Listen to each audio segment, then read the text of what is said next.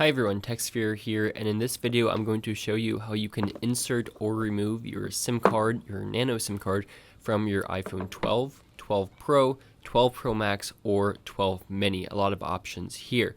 The first thing you're going to need is the SIM ejection tool that you find in your paperwork with your device. You can also use a tool from another phone or something like a paperclip or an earring to do the process. Then you're going to go to the left hand side of your device and you will see a small slot with a pinhole, and you're going to put in the SIM ejection tool into that hole, apply a little bit of pressure, and it should pop out.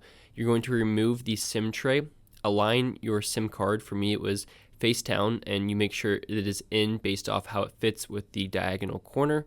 Once it is in and flush, you go ahead and reverse the process, putting the SIM tray back into your phone, and you should be good to go with your carrier status up top updating to your carrier. This does support eSIM as well if you want to go that route. Feel free to leave any comments or questions down below, as well as leaving a like on this video.